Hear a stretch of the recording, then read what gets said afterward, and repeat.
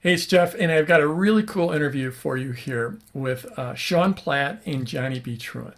So this is the deal. It's like, the question is, can you use product launch formula for fiction?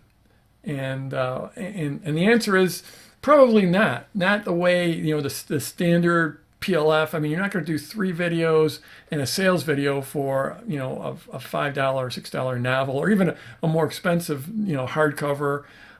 Probably not going to use the classic PLF launch, but you can use much of what's within PLF in your launch for your fiction book. So Sean and Johnny launch a lot of books. As you're going to hear, they've got a publishing company with actually, I think, 5 imprints, and they're publishing in a variety of niches. They publish a little bit of nonfiction, but it's mostly fiction, and they're, in everything from science fiction to I don't know, to fantasy, to horror, to all kinds of different things. So and they publish a lot of books, and they are nonstop publishing them. So the really cool thing about this is they're going to give you the entire business model they use, and it's very unique. I don't know anyone else that is doing it like they are doing it. And they're doing really, really well. And the great thing, the thing I love about this, and you're going to hear this towards the end of the interview, is it takes publishing and being a writer out of this realm of, you have to be lucky and a few people are lucky, to just making it about math. And you're going to see what I mean as we get into this interview. So I know you're going to love this. It's a wide-ranging interview. We talk a little bit about nonfiction, but most of it's about fiction. And there are there's some incredible wisdom in this interview. So without further ado, let's get started. Hey everyone, it's Jeff, and I'm here with Johnny B. Truant and Sean Platt. And these guys, we're going to be talking about book launches or books and beyond launches, actually selling books and actually making money. Now I know a lot of you want to change the world with your book, and that's awesome, but got to get it in a lot of people's hands. So this is about making money and selling lots of books. So welcome, guys. I'm real excited to have you here. I've gotten to know Sean over the last, year or two, because I'm in a mastermind group with him. And this is actually my first time talking to Johnny, but I feel like I know you because I've been reading, both of your work. So could you just tell us a little bit about what you guys are doing in your business?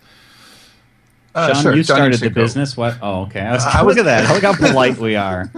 Well, I was just going to say I'll probably monopolize the mic plenty, so maybe you want to start. All right. Well, Sean founded our publishing company, Sterling and Stone, but we're the two of us and a third partner, David Wright, are equal partners in that now. We have 6 imprints. If you're not familiar with publishing terminology, that's like I don't even know examples, but like lines, basically. It's like a label, yeah. Like a think of a record label, and like Sub Pop, the Nirvana and Soundgarden and all those grunge bands from the 90s, right? You kind of knew what to expect if it was a Sub Pop record, and I think that's what we do. And we have 6 imprints, so there's 6 kind of vibes you can expect from our different books. Right, and only one of them is nonfiction. So we are a fiction dominant company, and we strive to keep it a fiction dominant company. We were actually talking just a minute ago about how easy it would be to go off into nonfiction, but we want to be storytellers. I've always wanted to be a storyteller. I've always been a writer, and so that's what we do all day is write stories and try to figure out how to tell them. Even our nonfiction is story-based, largely. Yeah. And then the other accolade that we have going in that nonfiction line is we run the self-publishing podcast, which is currently the top indie publishing podcast on iTunes.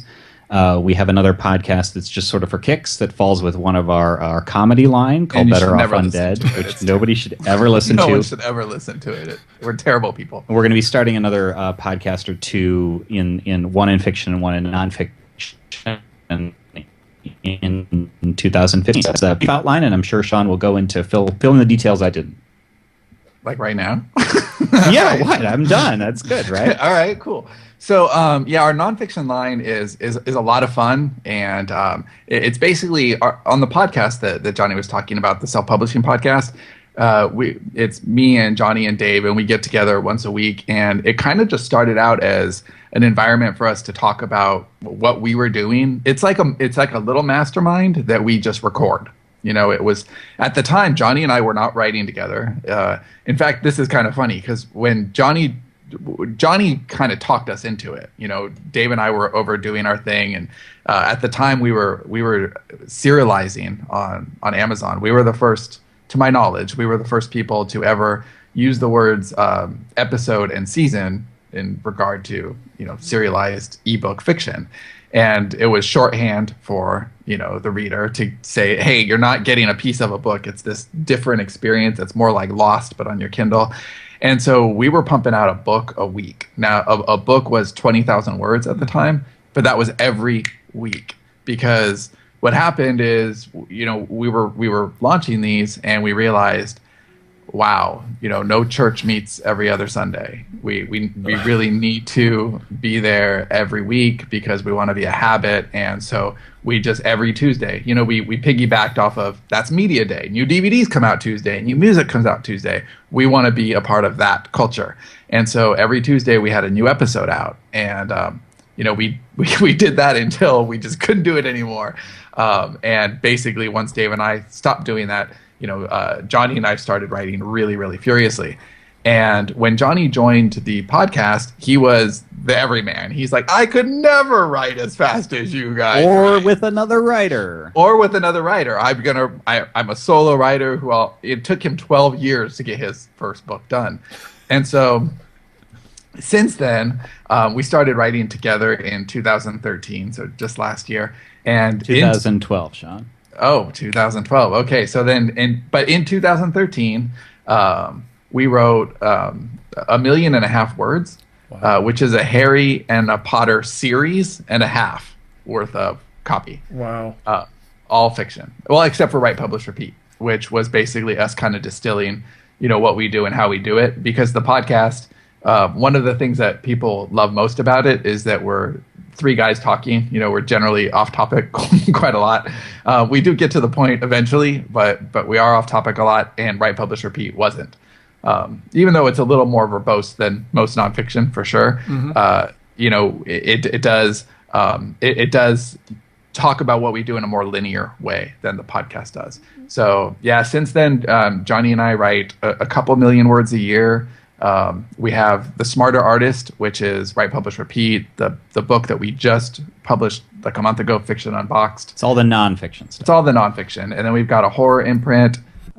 We've got something called Realm and Sands, which is Johnny and I just, it's basically we come That's up with our inquisitive imprint. Yeah, right. So we ask questions about the universe with that. And they're really big questions wrapped up in really crazy ideas. So, for example, I'll have like a pitch to Johnny. Hey, what if we wrote this? And he's like, that sounds stupid. Let's do it. And then it ends up being awesome. So, like, one of ours was, well, what if we did Downton Abbey with robots? And we called it Robot Proletariat. And it sounds stupid and gonzo, but it's really it's an intelligent reflection on the nature of human consciousness and what connects us all. And it's just, we dig deep. So on the surface, it seems silly, but, we go deep. And we have got a kids line under the author named Guy Incognito. We've got an adult line with the author Lexi Maxwell. We produce her stuff. What am I forgetting? Oh, and our stupid LOL line, which is its only purpose is to make you laugh. They're just stupid concepts like sitcoms that we write that are tons of fun. Like, we write those mostly because we cry so hard because we're laughing while writing them, and like we like to entertain ourselves too. So you've just now completely intimidated everyone watching this because they're like, I can't write 1.5 million words a year, and I'm not going to write in 6 different areas, and I'm not going to do all these you shouldn't, though. You shouldn't. No, we say all the time, this is not advice, everybody. This is not advice. This is what we are doing. Right. No, the smarter thing is to stick to one genre. We produce 1.5 million to 2 million words a year, but just between the two of us, and that doesn't even include the stuff Dave's doing. But that doesn't mean that you couldn't produce 1,000,000 words worth of content over 10 years and work by yourself and not work with other writers and not have 6 imprints. It's all the principles apply. It just slows it down a little bit. Yeah, it's because the thing that we always talk about is we could build a skyscraper, that just really, really, really high and just layer upon layer upon layer. And we would do that by taking one really successful series and just keep on. But instead, we're building a lot of series. So we have a lot of things started out there, and now we've got a city block, and now we can go vertical. And so, but if you're one writer, there's no reason you can't just stick with that skyscraper, because one series, you start really making money on a series around book 5. So we only have across the whole We've never company, gotten to book 5 in Realm and Sands and showing stuff. We have across the whole entire company, across 6 imprints, we have one series that is at that level now, and it just hit it last month. So unless you count Fat Vampire, right? So that's something, like you want to. What we're doing is totally different, and it's not what most people should do. In fact, if most people do that, they're going to fail, because it doesn't tend to market needs, and you always have to tend to market needs first. But we're just doing it wider. Right. I mean, you're playing to your strengths. That you guys like to write in wildly different areas. That you're both prolific, and that you've turned this into a machine, and you're doing it. I mean, you're building a publishing company basically. But that doesn't mean for so many people that are watching this that what you guys have learned and what you're doing can't directly. I mean, you can directly apply it to other, to people who are just building in that skyscraper. And I do want to give a plug for Write, Publish, Repeat. That's your book, which is sort of about how you're running your business, how you're doing this. And I bought the book and I read it cover to cover, 6 months ago or something like that. Great book. Love the book. I did love that you told a story throughout it, but also it gave a plan throughout. And frankly, that's how I wrote my book. I wrote my book. I saw it as one big long adventure story that all, by the way, taught you all along the way. And so since I know sort of quite a bit about your business just from reading that book, and I would recommend everyone watching this video go, Write, Publish, Repeat. Just go get it at Amazon.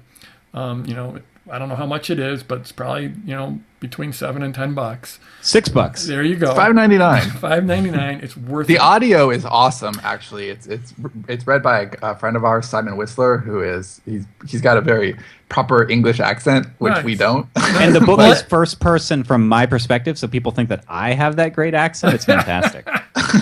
and actually, this is one of those where I bought the Kindle version for $5.99.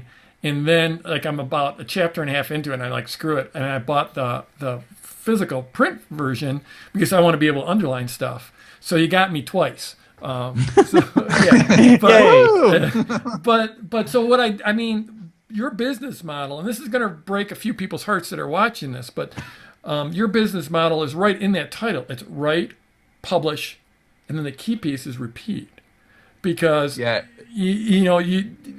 one's going to make a living for the most part, unless you're some big celebrity and you get some huge deal.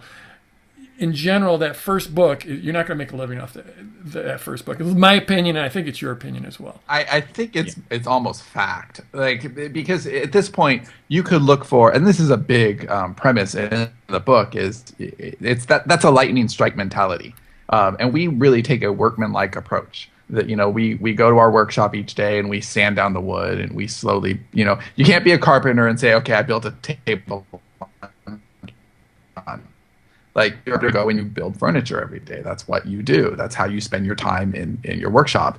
And it's not. I mean, yeah, it's work and we work hard, but it's fun. Like, we like what we do, so it's not. We don't feel like, oh man, it's not. We're not pouring concrete. Writing can be very hard and it can be emotionally exhausting, and there's a lot to do, but it's rewarding. We love what we do. So yes, that is a big part of it. But really what it's about is the repeat part that's really important there is that you're building a relationship with a reader. And there's a lot of competition out there. So this whole thing with, there are no gatekeepers, that's very true. but it's also totally not, because the gatekeepers they've just changed. They're not publishers anymore. Now they're all those readers, and those readers are going to decide one at a time whether you have a career or not. And if you please them, then they want to please you. They want to read your books because like they don't care about you. And writers tend to be a little bit egocentric, and they think, oh, I just finished my precious doily of a novel and the world can celebrate it, but the world is not going to celebrate it, and the world doesn't care about you. But if you touch a reader, if you make them feel, you make them think, or you make them remember, you give them some piece of nostalgia that they are chewing on during dinner later, they're going to want more of that, because it's a drug. Like, we like to feel good, and we like to think, and we like to be entertained. And for me, I as much as I love books, my true love is movies. Like, I love a well-told story, and in the golden age of TV that we're in right now, like I love well-scripted television. And if somebody like J.J. Abrams, he ticks all my boxes. So as soon as I hear his name attached to it, I'm interested. I want to know how is he going to tell this story, And I think that it's very easy now to do that with a reader, except it's also very hard because there's so many people out there doing it. Now, the good news is a lot of people are doing it terribly. Like, they're doing it terribly. So that does open, it gives a lot of opportunity to people who are smart and strategic, and you have to be able to tell a story. Like, that's non-negotiable. Yeah, all the competition goes away once you build a connection with an individual reader. The example I gave in the book, my bookstore metaphor, Sean, was I was walking around a Barnes and Noble, like a physical Barnes and Noble. Yes, there are still a few out there, and I was done with my current book, and I wanted to pick something up, and I was like, well, I don't know. Like, there's too many books here. There's too many options. Like, going to Amazon, and so I thought, I scanned the titles, I scanned the shelves, and that doesn't do anything because I need to know something in advance. Like, it's rare that a cover would just catch me and I would be like, yeah, I'm going to pick that up. So I found myself going to, I had my iPad and I looked on like Goodreads and did lists or whatever. And eventually I just started looking to authors that I already knew. And I ended up picking up a Neil Gaiman book. I think it was Neverwhere at the time. And it was because Neil had already earned me as a fan. And so authors, you can't just go into your little cubicle and hide and say I'm going to be a non-personality and just throw art out there and the art's going to speak for itself. The art doesn't speak for itself. You have to cast a wide net by having a lot of products, and you need to have a platform. You need to be visible. We get people all the time, and this shouldn't be possible, but it is, who will say, I read Write, Publish, Repeat, or I watched your Fiction Unboxed project, that was for writers. That was not for readers, where we wrote a book live. And or I listened to your podcast, and I started reading Unicorn Western, or now I've read the whole Beam series. And so we get people that come over from our nonfiction to our fiction, but it's because they like us. And we're sort of a bookshelf of one for them. They're like, well, I know these guys write, and I like them, so I'm going to check their stuff out. And the people that worry about this just deluge of books, it's like you only have to worry about that if nobody knows who you are and you're anonymous, which is where we all start. But then you just have to build those relationships and keep them. And the people listening to this right now, you already have secret cards in your deck, because you already understand the value of email and the value of that right. relationship and the value of a launch and marketing and all of that stuff. And it is a fact. If you have two writers and they're of equal ability, they can both tell a story, but one of them understands marketing and one of them doesn't, or thinks he's too good for it. Oh, my stories are so special. My doily is so fantastic that I don't have to tell people about it. That the guy who can market is always going to win. And I would even make the argument that the guy who can tell an okay story but really knows how to connect with his reader is going to do better than the guy who could tell a fantastic story who does not have a list. Yeah, 100% agree with that. And I think I had one of those doilies. Because it took me, so I just we're 3 months or 5 months off publishing my first book. And I wrote that thing took me at least 3 years. I probably longer. I sort of am scared to actually look back at my journals and see when I started because it was, and I sweated over every word. And we could have got you done in a month. Oh, I know you could have. That's what kills me. But I think most authors are like that with their first book, right? I mean, you said Johnny. I was. Yeah, and I mean that's just it's just natural. It's your first time you're coming out, and so first of all, there's that whole perfectionism thing. I'd love to hear because you guys have obviously sort of gotten past the perfectionism piece from what I'm getting. But then, there's a lot of people Perfect is the enemy of done. Exactly. And I like Tony Robbins says, perfect or perfectionism is the lowest common standard you could possibly have. Because if you're going to hold off until you're perfect, you're never going to put something out. And it is no standard. You want to be extraordinary or excellent or great, but perfect, it's a non-starter. So I would love to hear sort of your take on that. But then, so many people are going to be watching this and they're going to have their first book almost done. And now it's going to be so depressing to hear that you're telling them it's going to be, it's going to be 5 books, not one, it's going to be 5. And so could you speak to that?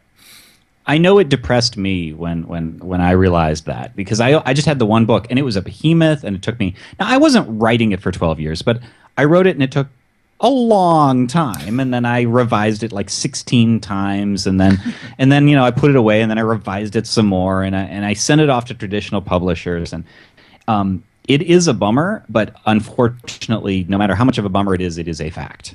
You can get around it a little bit by writing shorter books, although we would advise strongly against doing anything that cuts corners. So if you're like, I'm just going to throw out a bunch of little books specifically because I need to have a lot of books, and the books shouldn't be this short, but screw it, I need to get them out.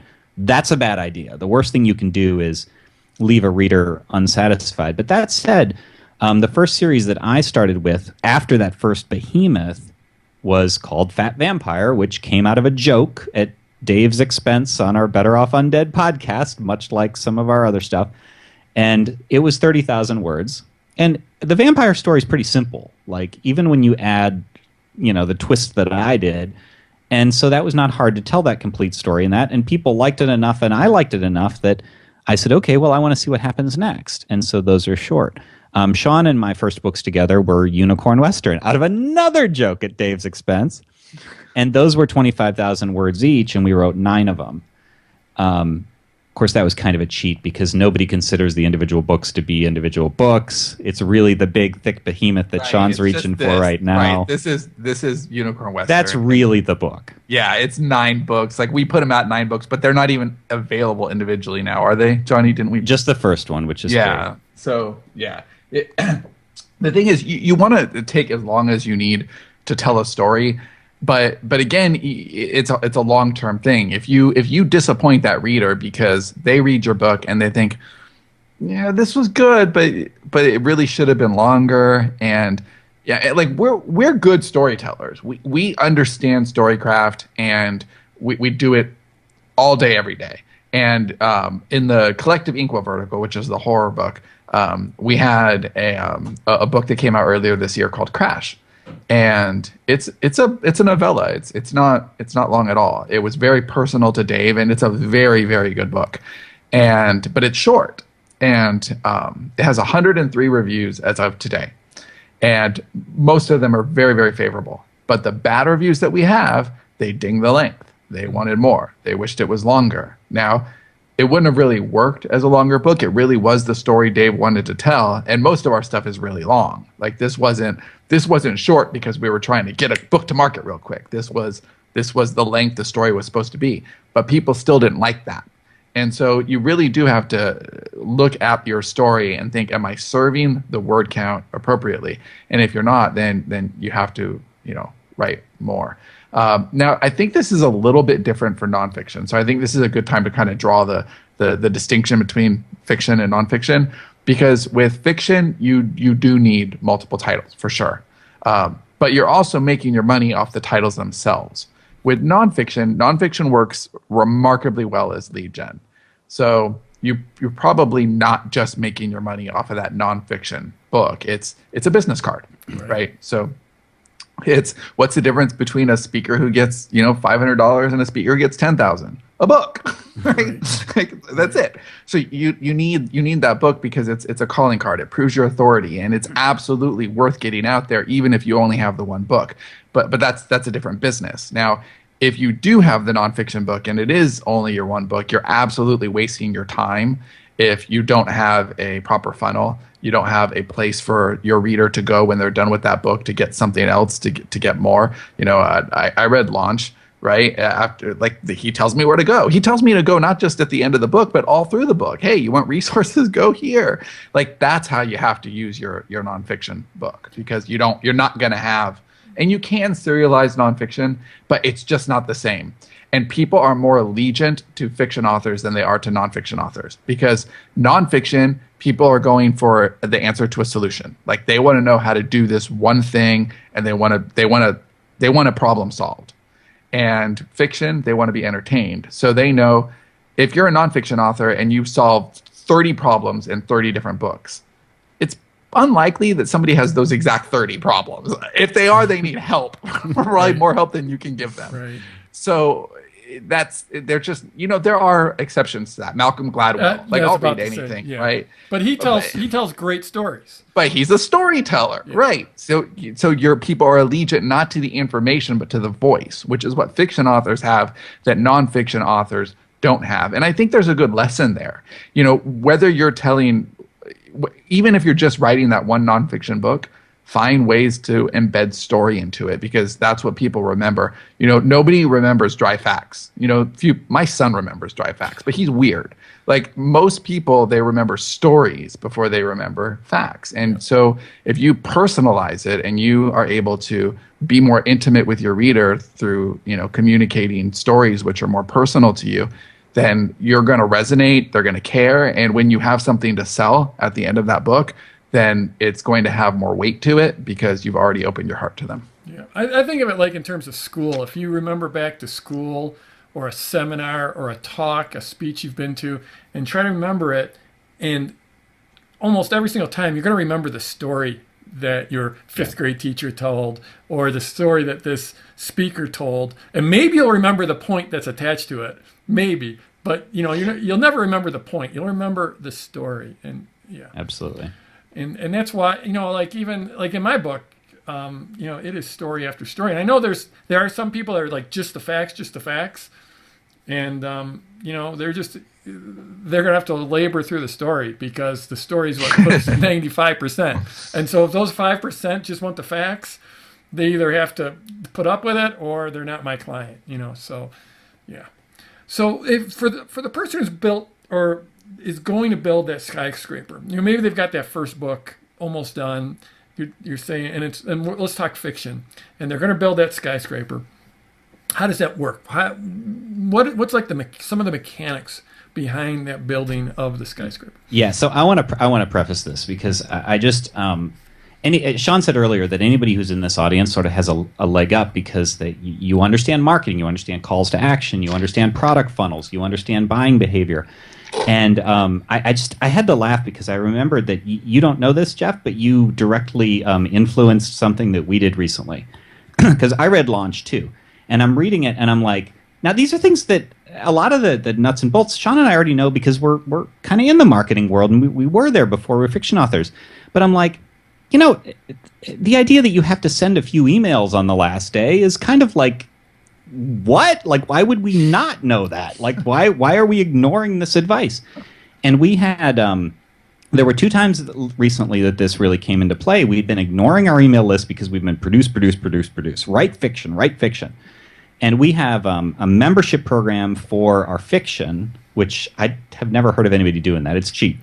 And it was the last day before the price was going to go up. Now, it was going to go by $1, but it was still going to go up. We're talking $4.95 a month. Right, exactly. Like, that's the difference between fiction and not fiction.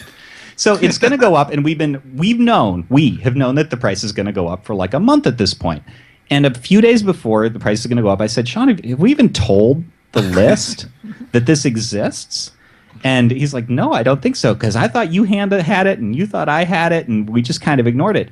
So we sent an email, and lo and behold, like people joined it. And then recently we had a standalone literary novel called Axis of Aaron. So this is a fiction book launch, and pales in comparison to a nonfiction book launch for us, by the way. That's just how it works. And we had a list of people who were interested in our fiction, and we said, the pre-launch is ending. Like it was a pre-launch price. It was cheaper during pre-launch. And we had forgotten again. Like, we need to email. And this is when I'm reading launch. So I'm like, we got to tell people about this. And we did, and lo and behold, we got a bunch more. And my favorite is the Black Friday sale that we did recently with fiction bundles. And we ran that like is it 3-day cash machine or 4-day cash, I forget which one it is. Like, it was just like email.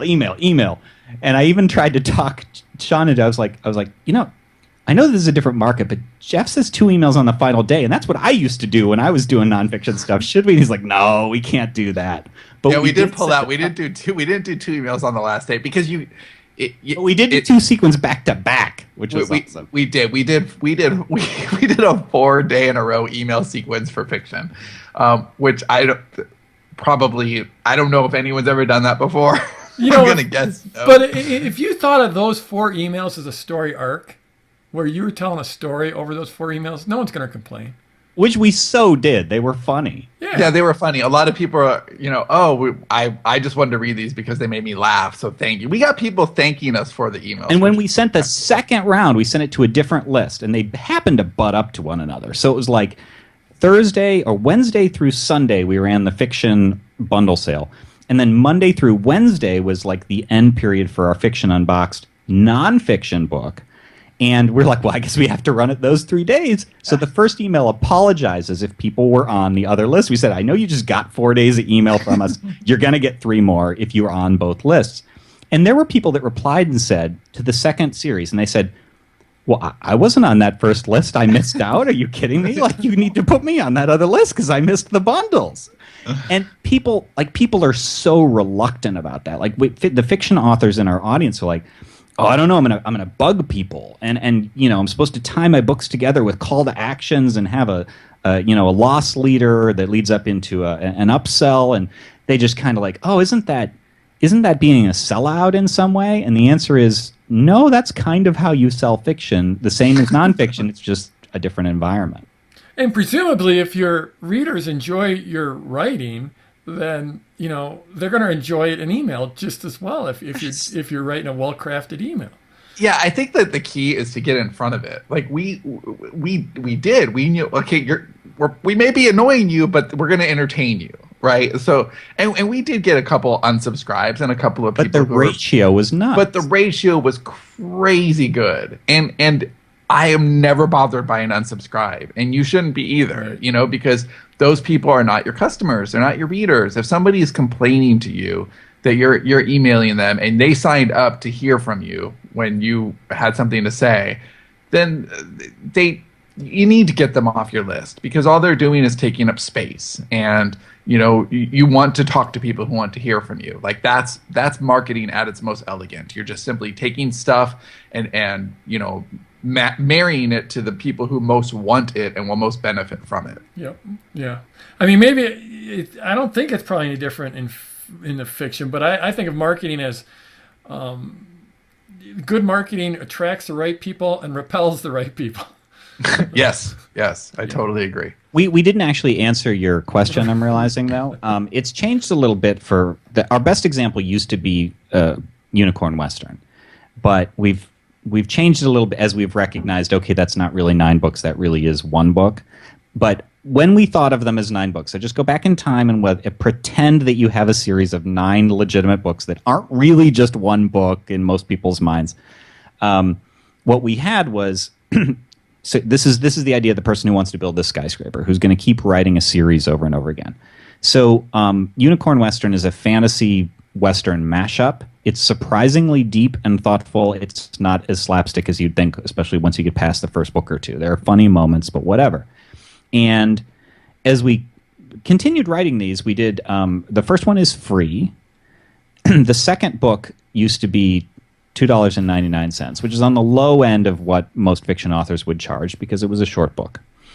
And so the call to action at the back of the free book was get the second book, or when the bundle was complete, get the whole saga, all 9 books, for $9.99.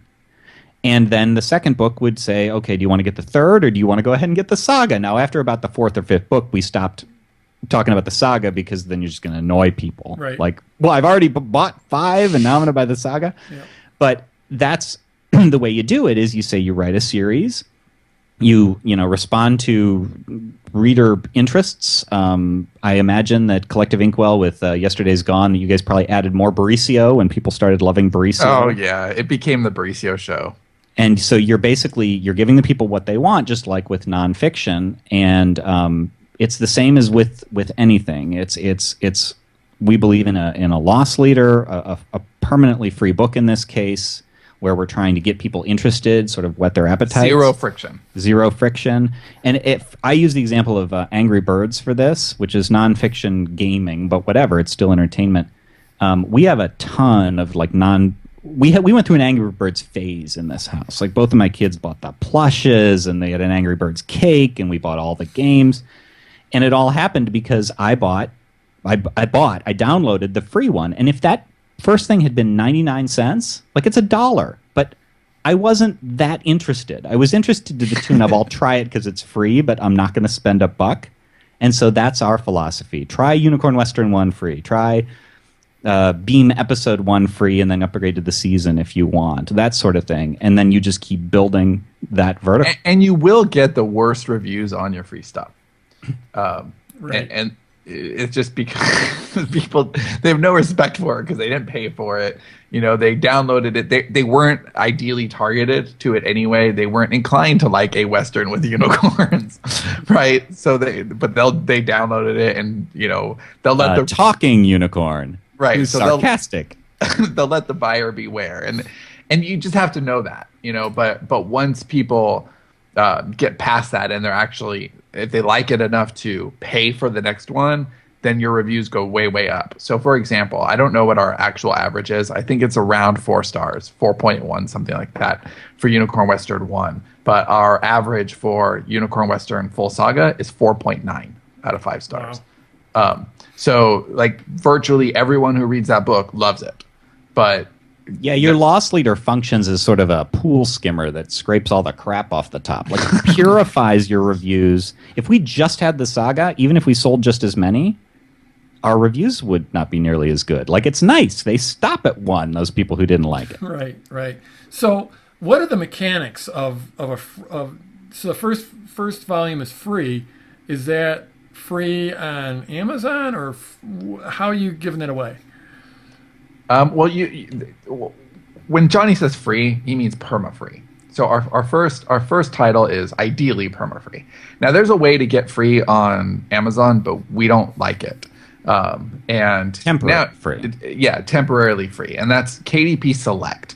And if you're in KDP Select, you're basically making a trade with Amazon, and you're saying, I'm gonna agree to be totally exclusive and only give this away, or I'm sorry, only put it on Amazon for distribution for a 90-day period. And in exchange, you get to be in Kindle Unlimited, which means people can borrow your book.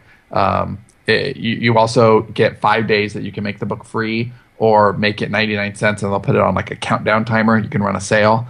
But in the meantime, you're not building any audience anywhere other than Amazon. You can't even sell it on your site. You can't give it away on your site. You basically can't promote it. Amazon has to do all of that for you. And that bothers the entrepreneurial side of us a lot. Now, as a fiction author, you could do really well in KDP Select. People will borrow, and you can get a couple bucks per borrow. And because there's no friction, a lot of people will borrow, and it's a nice pool to be in. You just have to know what your strategy is. To us, KDP Select is very tactical, and we tend to think really strategically. So we only use it for very select stuff. Yeah, and always with a purpose. But perma-free is where basically you put your book on Amazon, and then you put it on Barnes & Noble and Smashwords, iTunes, pretty much everywhere, and you try to get it free in as many places as you can. And then Amazon will price match it because they'll say, oh, well, we have to have the lowest price. So if it's $0.00 on Kobo, we're going to match that. And so then it becomes $0.00 on Amazon, and that's great. Now, free is not the whole strategy. you have to make sure that on the last page of your free book, it tells them where to go or what to do, because that's the secret sauce there. You have to know that, okay, this is going over to the next book in the series. Now, another objection that we hear a lot is, okay, I've got my little series, and but I don't want to make the first book free. It's 100,000 words, and I spent 2 years writing it, and I don't want to make that free. And that's a totally legitimate argument, especially if it takes you a couple years to write a book. Like, that's not doing you any good. Right. But it's like the typical person, I'm imagining a lot of the people watching this, they've spent 2 years writing that saga, and it's like, I don't want to give that one away for free. So then don't. And we call this sideways stories. And so basically you can write, I feel like every book that you write, now this is great if you haven't written your book at all, because just make a note for yourself as you get through that. Look for an opportunity to tell a sideways story. But every story has questions that weren't answered. No, because life is like that. A million things happen to us each day. There's a million decisions. Your life can go into any direction at any time. So choose a vertice in the middle of your narrative that is, what would have happened here, or what led up to this point, or what happened before this story, or what happened after this story. Except after the story is probably a bad idea, actually, because you want it to people, because you want them interested in the larger picture. So if you write some kind of a prequel or some kind of a story that gets people interested in your other story, and that could be 10,000 words, and people can't complain about the word count because it's free. But what you really want to do is probably focus on your most interesting character, on your whatever it is about your book that is really magnetic. If you give it to 10 beta readers and 8 of them identify the same thing as, this is what makes that book special, then that's what you want to gear your short towards, because that is what's going to harmonize most. And so you absolutely can always think of something free. It does not have to be your opus. So that's a golden tip. I love that. I mean, taking something sideways that leads into your opus. That's beautiful. Love it. And so obviously that free thing, you want some type of if not a cliffhanger, certainly something that draws them to the next step, obviously. And there's good ways and bad ways to do that, I'm sure. Yeah, cliffhangers. We could talk a little bit about cliffhangers, because cliffhangers are juicy, delicious. But if you do them wrong, you deserve a punch in the ear. I just saw Guardians of the Galaxy. Love that movie, and at the end, that was great. They've completed the story. They told a great story, and then they set up the next movie, and they left me 100% satisfied. But there's other movies. I remember, like one of the Pirates of the Caribbean.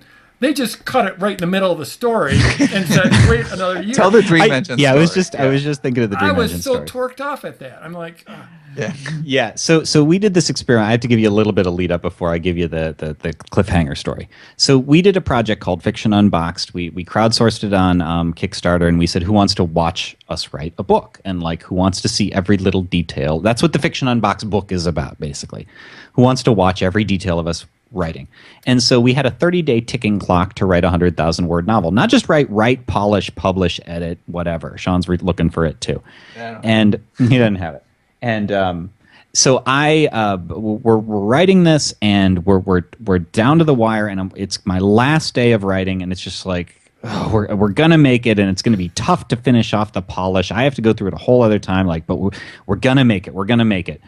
And I'm done with my day's writing. I know I have 1 day left. No, I have a half a day left. I'm going to come back and I'm going to finish it. And I'm getting ready to go to the gym in between. And something occurs to me, and I text Sean, because we knew we wanted an aha at the end of the book to open the world. So basically, without spoilers, Dream Engine takes place in a closed environment. And we wanted to say, well, this discovery of look what's out there. And so we knew we were leading up to that aha at the end. And so we had mapped it out. We were real happy with what we had, and I just needed to write this little codicil to sort of say, here's what happened at the end. And I text Sean, and I'm just like, I just have a few more hours. It'll be awesome. I'm like, it just occurs to me we have a serial ending here. Do you think that's a problem? And then there was this pause because I knew he was already engaged. Like I knew he was watching the text. And so I did not want to pause at that point. Like I wanted, no, it's cool. It's awesome. Like right away. And he goes, yeah, I think we got a problem. So in a serial, like think of serialized TV, those can just end. Like they can just be like, okay, you've reached the end of this episode of Weeds, tune in next week. And you go, oh, but whatever. Or even for a season, like Breaking Bad, like you're just going. Oh, there's the cliff. But for a series book or a series movie like Guardians of the Galaxy, you have to close the story arc pretty much entirely, and then you can open a new wound for the next season. You have to have a major thing close. And we didn't have that. We had it like a serial. We had go. They're going. They're getting through this thing, and then it stops. And we were like, oh, that's not good. Yeah, that's punching the reader in the face, and you can't do that. You really have to give them closure. But here's the good news, because I know there's a lot of nonfiction authors listening to this. Cliffhangers work for nonfiction too. You just have to do them right, and you have to treat your reader with respect, right? And so, Write, Publish, Repeat has a cliffhanger. It's a soft cliffhanger, but basically, and it was totally unintentional until we knew that we weren't going to be able to finish the book the way we thought. So we're like, well, cliffhanger time, ding, ding, ding. Right, because it was mapped out as a 50,000 word book. It ended up going 120,000 words, and we didn't touch the productivity section that we had talked about. So we got to the very end, and we said, okay, well, we were going to write this whole book, but we couldn't. So if you want the productivity stuff, we're going to do that next year. Go join our list. And that's a very effective list builder. And without that cliffhanger, if we had just said, hey, if you like this and you want to hear more stuff like this, go to our list, that would not have been nearly as effective as, hey, you want the next book, which it was done in kind of a cliffhanger. And it can really work really well. I like that you stepped to the side and without me actually finishing the Dream Engine story. That's well, I'll keep it brief. But the end of that story is that we then had to add an extra day and fix the whole ending. We had to create an enemy. We had to go back and say, well, okay, so we need to manufacture. We need to seed through. We have like 5 days left to do everything. Let's add an extra day of rough draft, and we need to create something that closes that book. And then, yes, you do want the cliffhanger at the end. I'm glad you pointed out the cliffhanger, because in a series book, you want people going, oh, I do want to know what happens next, but not in a way where you're like, but nothing got finished. Like, right. That kind of sucks. Right. So, yeah, it's a fine line. Yeah, where like I paid for a book, and I got like 95% of a book, and they didn't finish the thing for me, and now they want me to get more money from me.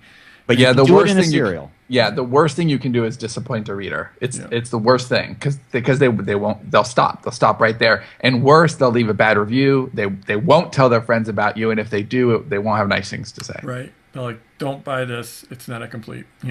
Okay, so now that we've got that wrapped up, and all the people watching this are creating this side story that leads into that wraps up nicely, but still has a big hook into the opus. You've given away that first 20,000 words or 10,000 words for free. What's the mechanics of getting them to now move to your next book? So I imagine you're driving them to a list, or you're probably driving them to a list and or Amazon and or other retailers, or are you selling it from your site, or is it a combination, or is it depend? We have multiple calls to action in the back of every book. And we order them by priority. So if the second book in the series is finished or there's a bundle, then we aren't 100% on this, but I usually feel like that's the first call to action. Get the next one right here, right now. And we link to usually a page on our site. Some of this is ideal because we haven't implemented all of it yet, but that has all the platforms. So, for instance, if from the Beam Season 1 to the Beam Season 2, Beam Season 2 exists. Or in the case of the lead generator, we have episode 1 is free, and then season 1 is paid.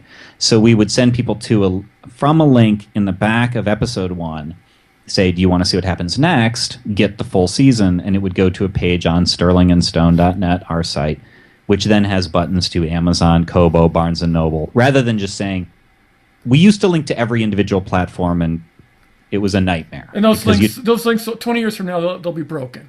They'll be broken, or oh my god, the version control is nuts. Like, is this the Amazon version with the Amazon call to action? Anytime you can control the links is so you want to do that. Yeah, always. and so that would be the first call to action is go click this link to buy the next one or buy the bundle, and then typically the second one would be you join our list. And we have an enticement 12 free books, I think, if you join our list, and then you get access. It's our starter library. Right. Love it. But we have a lot of inventory, so we can do that, and it's across all our lines.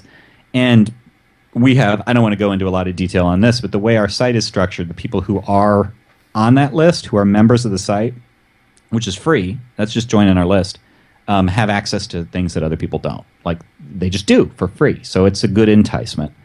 And then typically we'll have maybe a third one that's like our books or something like that, but they're decreasing. We know we're going to get fewer clicks on subsequent CTAs. Have you ever, this is just a wild idea, have you ever, obviously, if someone joins your site, joins your list, you want to give them stuff that other people, they're an insider, so you want to give them an insider stuff. Have you ever done like a sort of an interview with one of your fictional characters?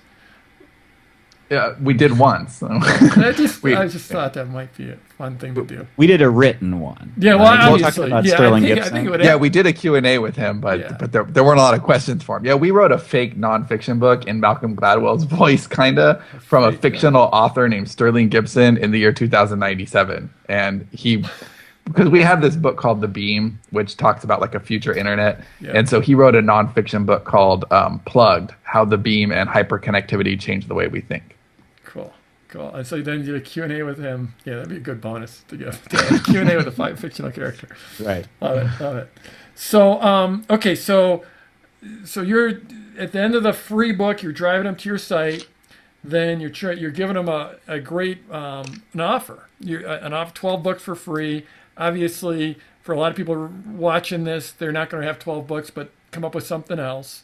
Some extra chapter or bonus this or bonus that. Something that we started doing.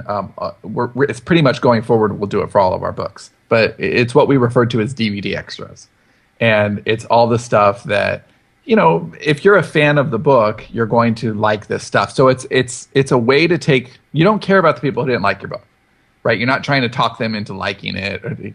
You missed the point. Like you're not trying to berate somebody into changing their mind. What you're trying to do is get the people who dug what you did, and move them over to a special pile. Right. So the book that we just finished, that I love this. So if you can see this is called Axis of Aaron, which is our first stab at a truly literary book. And so while Johnny was writing that, he kept a development diary every single day. Not long, just a few hundred words. Like, this is what I was trying to do. This is what I was trying to prove. And because we learn the stories as they go. Like, it's kind of interesting to realize we didn't know what was going on by you reading these diaries. And this book is a real mind bender. You really are the visual, the cinematic equivalents here would be Vanilla Sky and Mulholland Drive. Right, they're trippy. There's a thing that's happening, and you have to figure out what it is, and you don't really know until the very end. And so, somebody who just finished that book is going to be pretty curious, about what's happening with all of this. And so, at the very end of the book, there's a call to action, and it's for a package of DVD extras, and that package is Johnny's development diary, a 1 hour conversation that we have that we call Axis Unboxed, where we talk all about it, and it's really spoiler rich. So only somebody who finished the book and enjoyed it is even going to want to see that video, which is isolating the tribe, which is good. And then there's we'll have a professional audio version. David Lawrence is reading a professional audio version of Axis coming out in spring. But for right now, you can get my reading of it, just as I proofed it before it went to the editor, an out loud reading on audio, free. All that stuff is just free, and it's to people, but again, it's targeted because the only people who are going to be interested in that really like the book. And then once you have them on a list, it's really easy to say, hey, this other book that you liked, there's this other thing coming out, and it's just like that, but totally different. Do you guys ever, when you're coming out with a new book, so now you've got people on lists, and you've got the list segmented to the people that are really into your stuff and into which area they're into. Do you guys ever do like a launch the way I do, where you'll actually you'll build up, you'll give teasers, and you'll lead right into the launch of a book? It's harder for fiction for us than it is for nonfiction. Nonfiction is kind of a piece of cake, comparatively speaking. That said, we did do that for Axis of Aaron to the ability. Like, I think it worked pretty well considering where we are right now, and we did that on our blog. We had excerpts from the development diary. We had we did a sample chapter. We just talked about it a lot. We did. There was more, I want to say.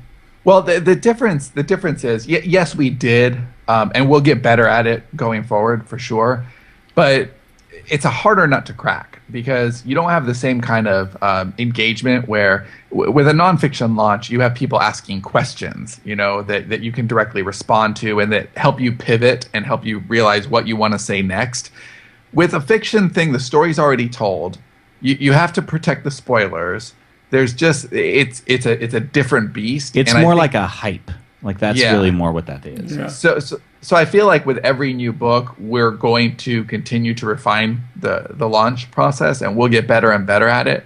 But right now, it's still like nonfiction cake. It's so easy. Right. but we did for all you PLFers out there, we did as well as we could with. There was a deadline, and we sent 2 or 3 emails close to when the pre-order we had it for a discount. I want to say just like $3, maybe $4, and the finished book is $6, and so it isn't a huge, but it is a price going up. And we didn't have bonuses that were with the launch, we should talk about the unboxed bonus because I bet I was thinking about that. That would be nonfiction, but that worked really well. This is nonfiction, but it is pretty cool. So the thing that we did this summer, Fiction Unboxed, there were 1,000 people watching that.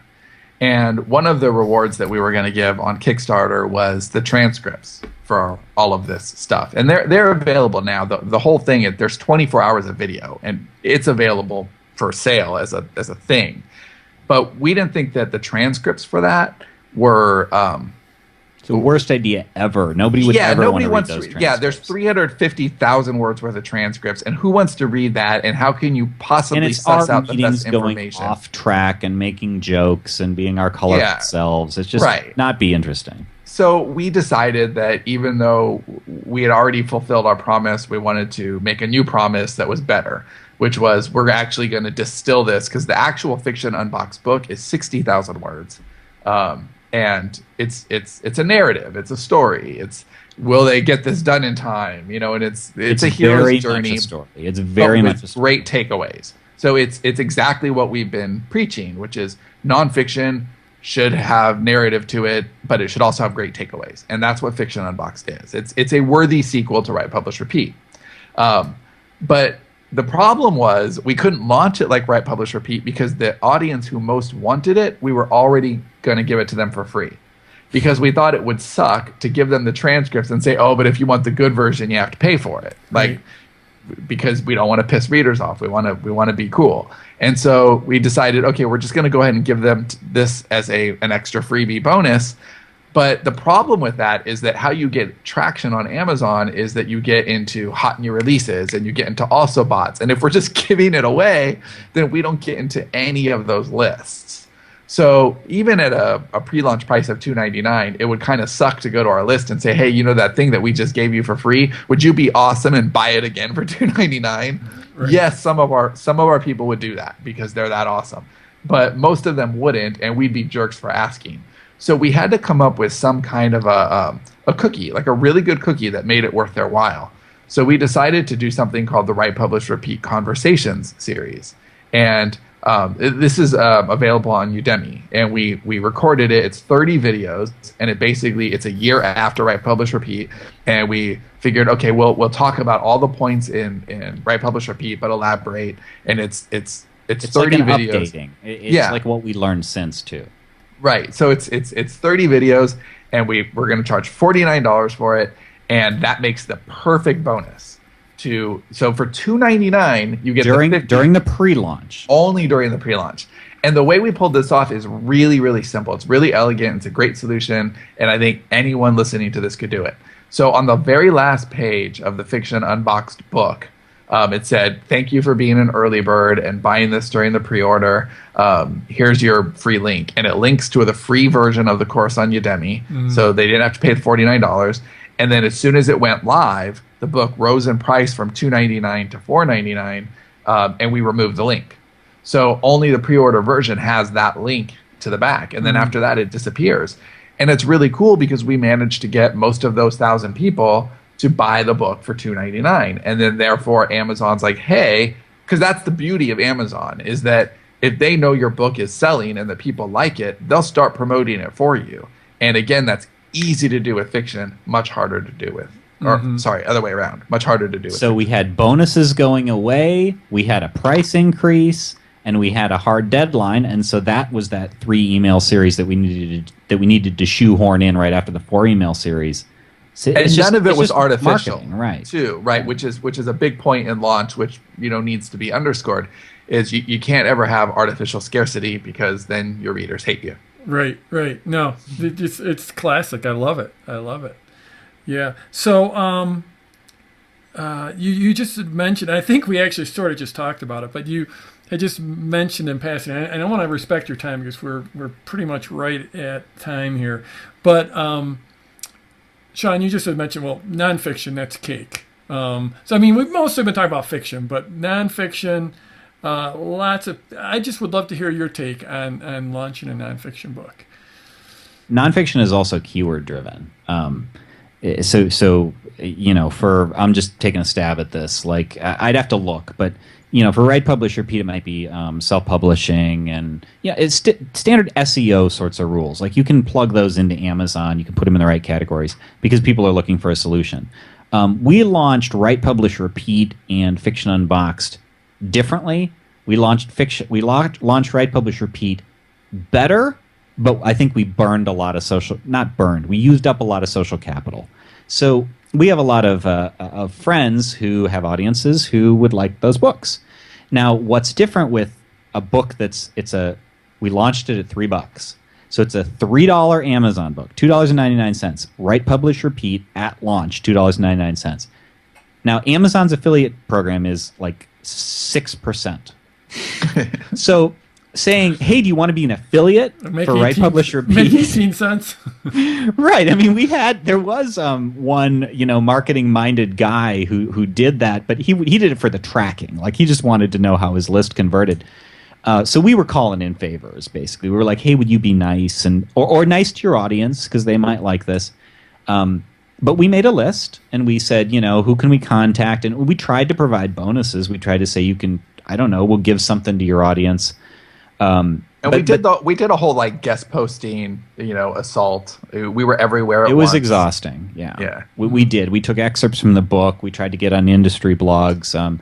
David Gaughran ran a post on his self-publishing blog that was he was very, very complimentary, and Joanna Penn did one too, and Ed Roberts, and all these people. Copy blogger, we were everywhere at once, for the time that we needed to be. Fiction Unboxed, we largely stuck to our tribe, and that meant our podcast, so our existing platform, our podcast, our mailing list, and then having those bonuses, and then trying to get people who were interested to tell their friends too.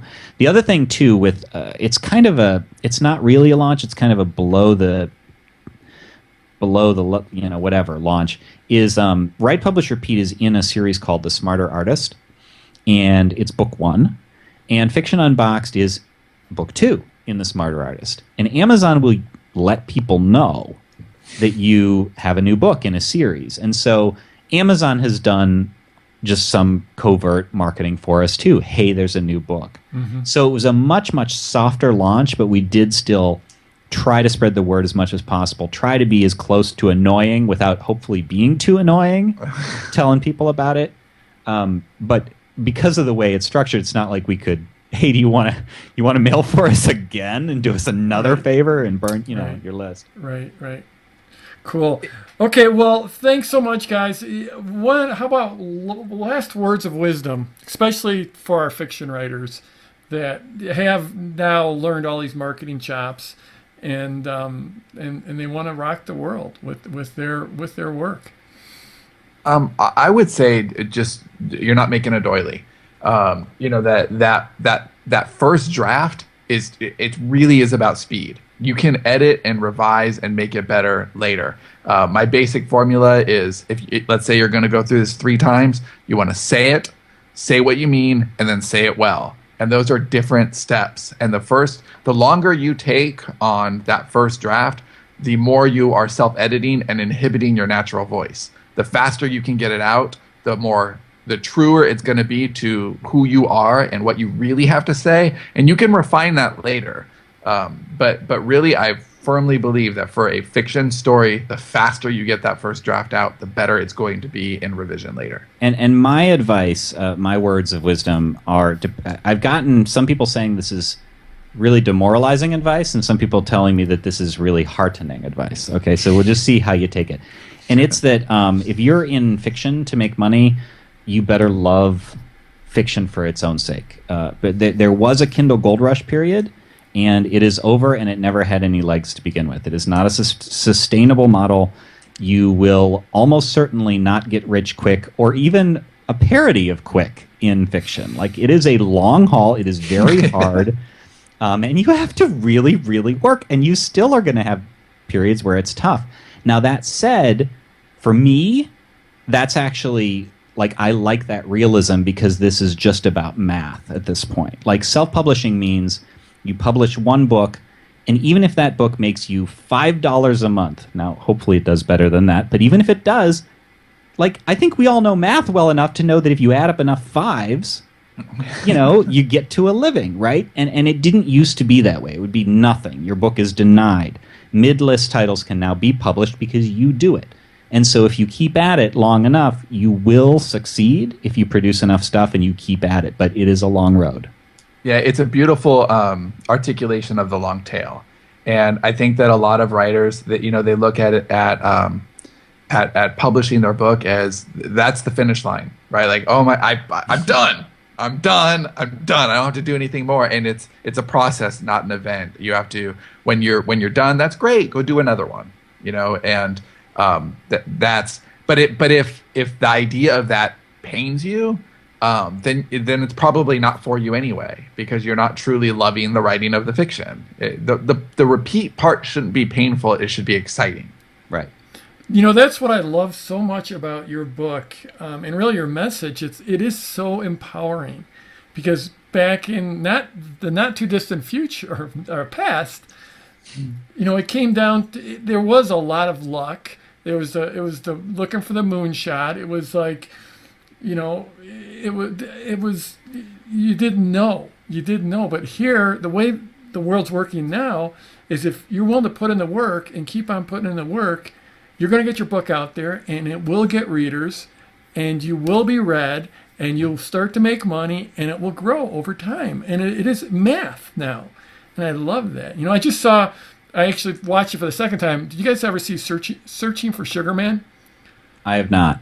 Oh no. Oh, you guys, it's a documentary, and you're gonna have to put it on top of your list. Oh. All right. And there's I can't tell you because it's a story, and I don't want to ruin it.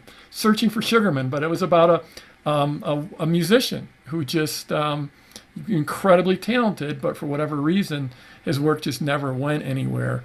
At least in the U.S. And it ended up getting discovered in, of all places, South Africa, and did really well in South Africa. Oh, I know this documentary. I haven't seen it, but I know the documentary. And he never learned of it. And it just sort of struck you. This work he was doing was great work, but it just didn't take off. And that's the way the world used to be. But now, with Amazon and with the ability to self-publish and actually get exposure, it does come down to math. So I love what you guys are doing. So Well, thank you. very It's much. fantastic fun. Yeah. So thanks so much for coming on and sharing your experience and your wisdom.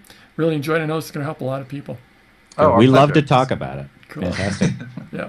Thanks. You have to cut us off. Okay.